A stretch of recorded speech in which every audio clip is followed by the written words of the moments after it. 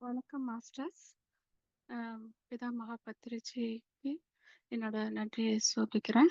Global Buddha டீமுக்கும், கோமதி மேம்க்கும் நான் என்னோட நன்றியை சொல்லிட்டு நான் ஸ்டார்ட் பண்ணுவேன். இன்னைக்கு லாக்டவுன் தகவல்ல இன்னைக்கு நம்ம பார்த்துட்டு இருக்கோம். கடவுள் எங்கும் இருக்கிறார் அப்படிங்கிறத ஸ்டார்ட் பண்றேன். படைப்பின் அனைத்தும் தெய்வீகமானது. அந்த அனைத்தின் ஒரு பகுதி தான் நம்ம. அதாவது தெய்வீகமா எல்லாருமே தெய்வீகமானவர்கள். அப்படி இருக்க நம்ம யார நான் கும்பிடணும், கடவுள கும்பிடணுமா அப்படிங்கிறது தான் இந்த இது.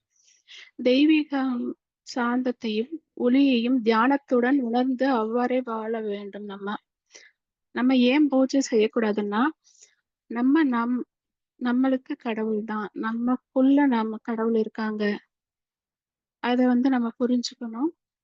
சுவாமி தயானந்த சுவாமி பூஜை ஒரு படி இல்ல. அது ஒரு அ நம்ம அறியாமைய வைத்திருக்கோம் அப்படிங்கிறத சொல்றாங்க. பூ பூஜை நம்ம பலவீனப்படுத்துது அப்படிங்கிறாங்க.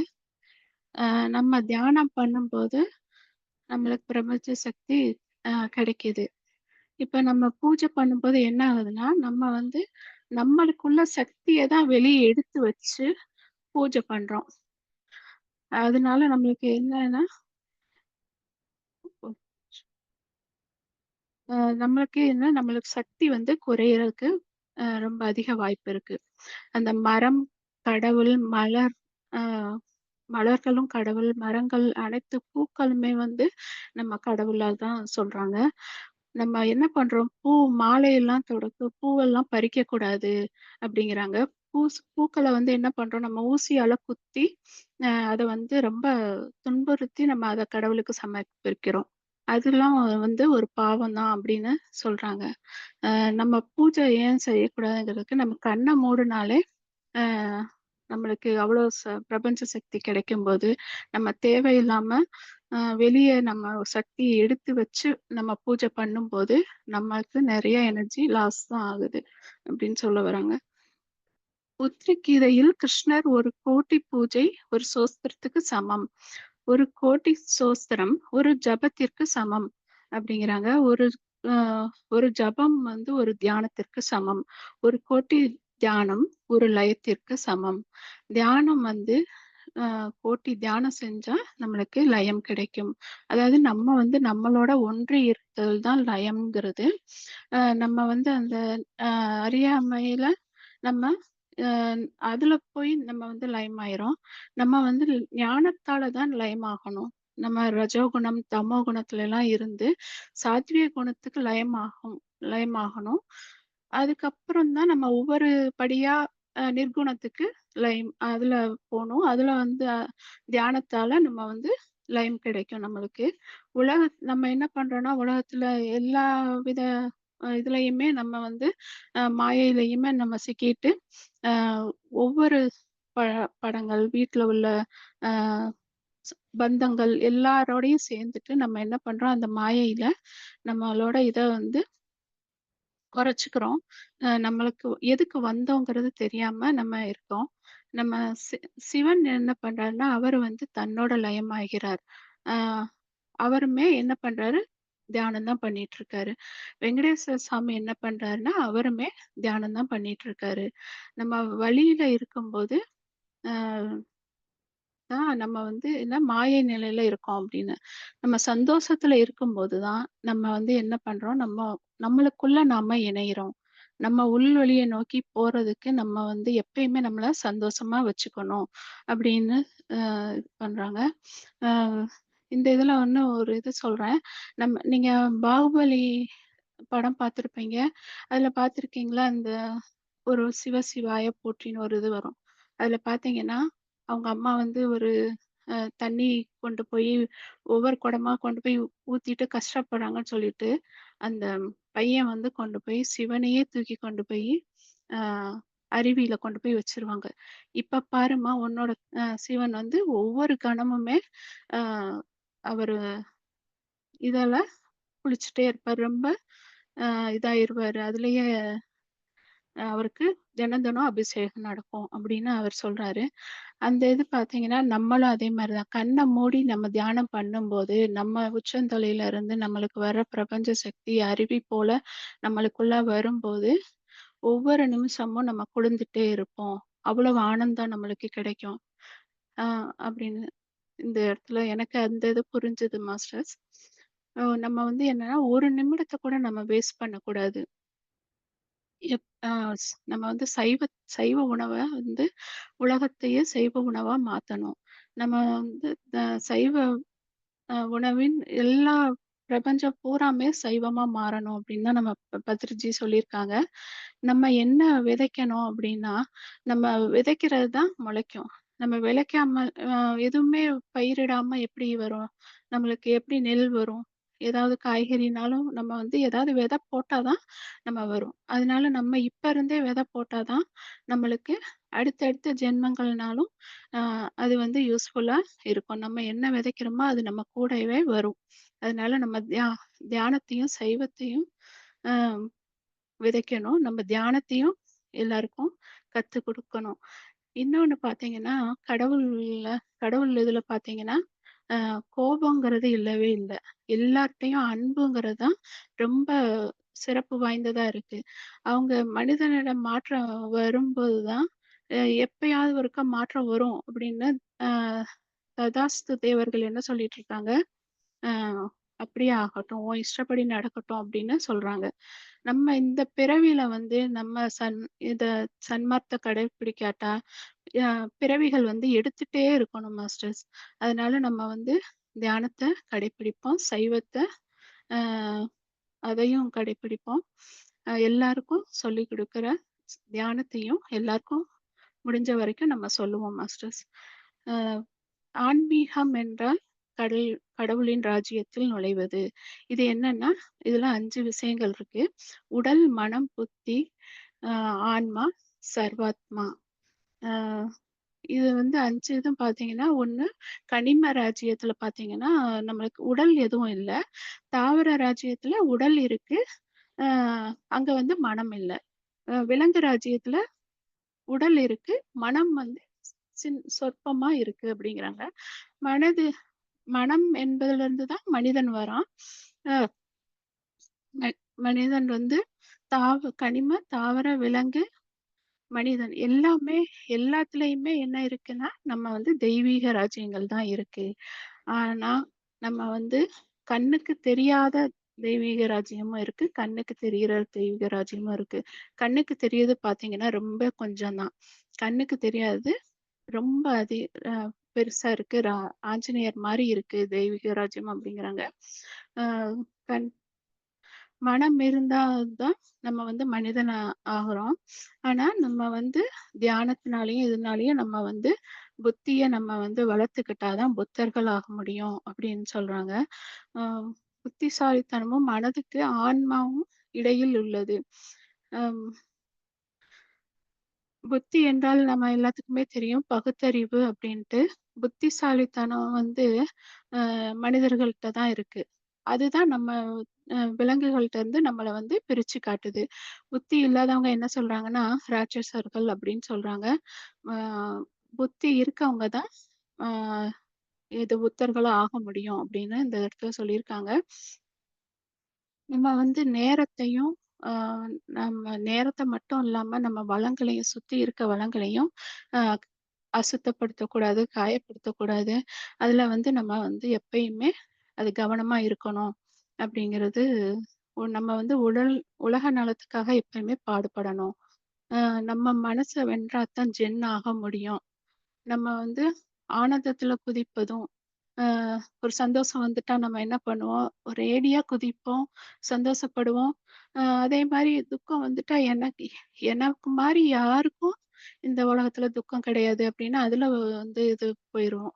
ஆனா அந்த மாரி இல்லாம நடுநிலையா இருக்கணும். மிடில் பாத்ல இருக்கிறது தான் நம்ம புத்தரோட பண்பு அப்டின்றாங்க. புத்தர் வந்து ஒரு நொடி கூட வீணாக்குவதில்லையாம். அ ஒரு நொடி ஒரு வார்த்தைய கூட வீணடிக்க மாட்டாரு அப்படின்னு.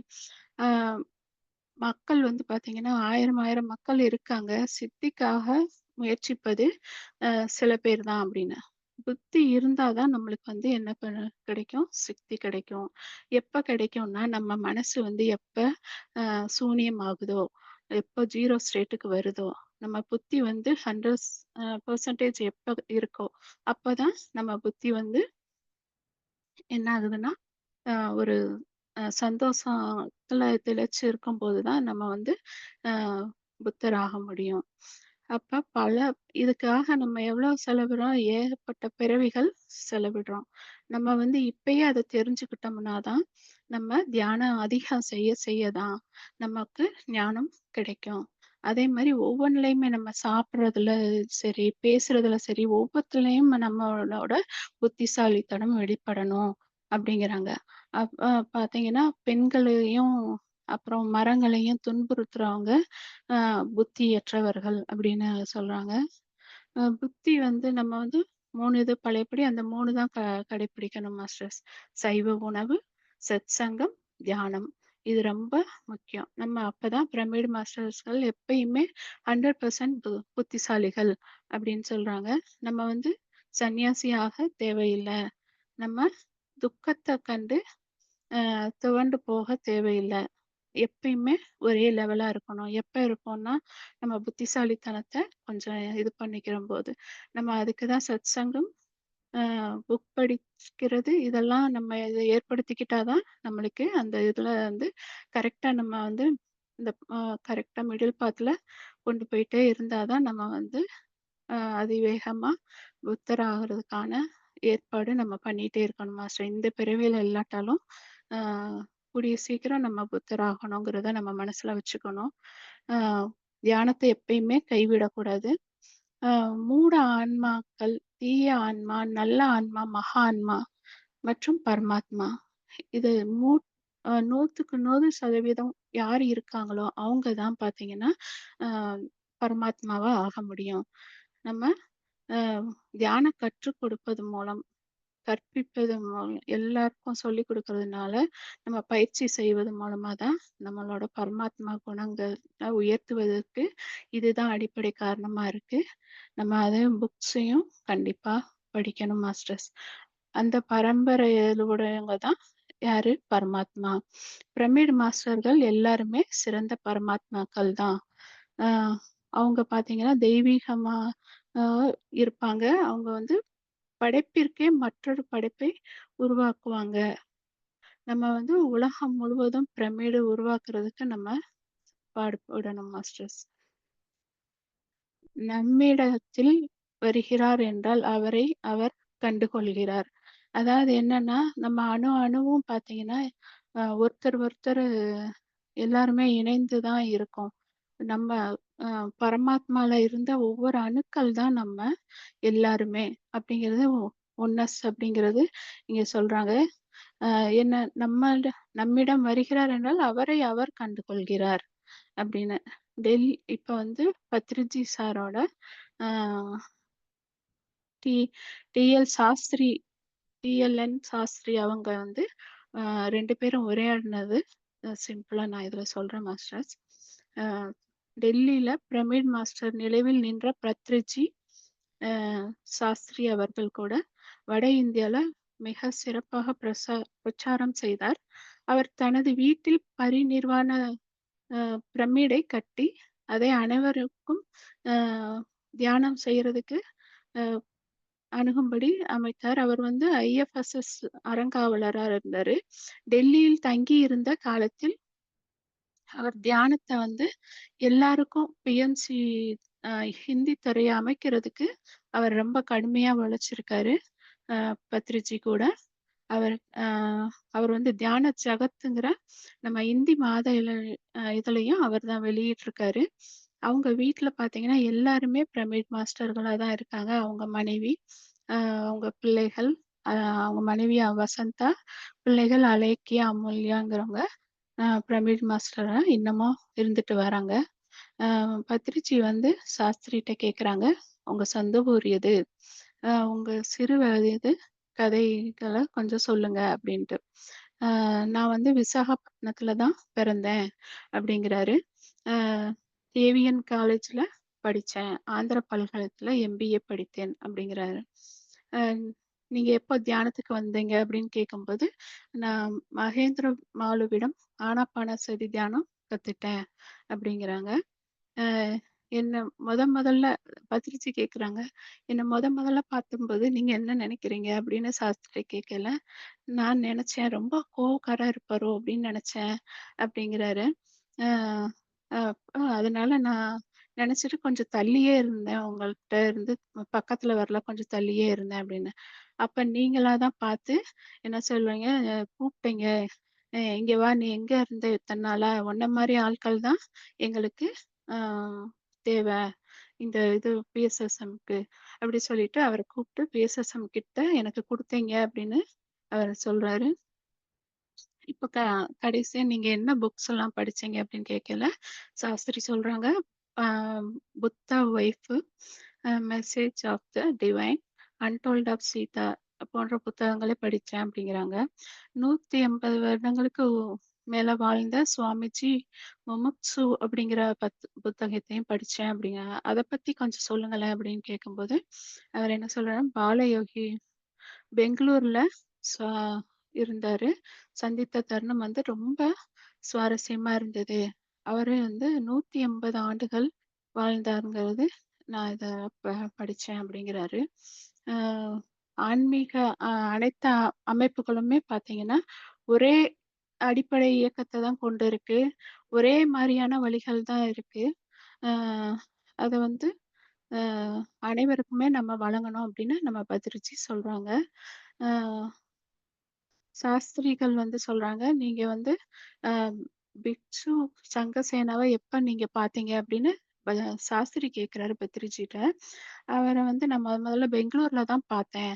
அவர் இயல்பான பேச்சு வந்து பார்த்தீங்கன்னா, எனக்கு ரொம்ப பிடிச்சிருந்தது. ரொம்ப அன்பா பேசினாரு அப்படின்னு சொல்லிட்டு, சாஸ்திரி அடுத்து கேட்குறாங்க, "குண்டூர்ல மகாகர்ணை எப்படி அவங்க கூட சேர்ந்து இணைஞ்சு உங்களுக்கு அவங்க கூட பணியாற்ற முடிஞ்சது?" அப்படின்னு கேட்கும்போது, நம்ம எல்லாரும் நம்ம கூட சேர்ந்து ஒருத்தருக்கு ஒருத்தர் எல்லாரும் சேர்ந்து தான் வேலை பார்க்குறோம். அவங்க நம்மட்ட வாராங்கன்னா, அவங்க அவர்கள் அவர்களிடம் வருகிறார்கள் அப்படின்னு. அதாவது இந்த இடத்துல தான் சொல்றாங்க, நம்ம எல்லாருமே ஒண்ணுதான், ஒன்னஸ் தான் அப்படிங்கிறது சொல்றாங்க. சைவத்தின் முக்கியத்துவத்தை பற்றி சாஸ்திரி கேட்கும்போது, பத்ரிஜி சொல்றாங்க, "உங்களுக்கு யாரு இது கொ அந்த இத குடுத்தாங்க உங்களுக்கு?" அப்படின்னு கேட்கிறாரு. அ அதோட வாழ்க்கை ஆட்ட எப்படி நீங்க கொல்லுவீங்க? ஆட்டுக்காக பிறந்திருக்கு. அது வாழ்க்கைய அது வாழ்றதுக்காக பிறந்திருக்கு. நீங்க எப்படி அந்த மாரி யோசிப்பீங்க? அதை நம்ம வந்து தெரியாம செய்றோம்னா, அது வந்து அறியாமன்னு எடுத்துக்கலாம். ஆனா, தெரிஞ்சே அந்த இத செய்யும்போது, அதுக்கு நம்மளுக்கு எப்பயும் அதிக தண்டனை இருக்கு அப்டின்றாங்க. ஆ பத்ரிஜிட்ட புத்தகம் பற்றி சொல்லுங்க அப்டின்னு சாஸ்திரி கேட்குறாங்க. நான் வந்து சமீபத்தில ஒரு புக் படிச்சேன். A Buddha's a life Jesus and Buddha's living டுகெதர்ங்கிற புக்ஸ் படிச்சேன். இயேசுவும், புத்தரும் 40 பிறவிகள் ஒண்ணாவது ட்ராவல் பண்ணியிருக்காங்க. இருவரும் பார்த்தீங்கன்னா, சங்கராச்சாரியாரோட அதீத பக்தி கொண்டவங்களா இருந்திருக்காங்க. அ இந்த புத்தகம் வந்து புத்தர பற்றி விஷயங்களை நான் நெறைய கத்துக்கிட்டேன் அப்படின்னு.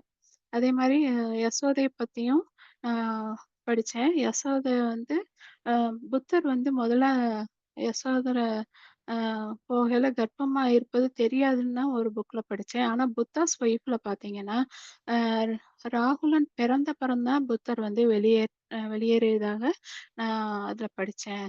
அப்படின்னு அவரோட இத சொல்றாரு.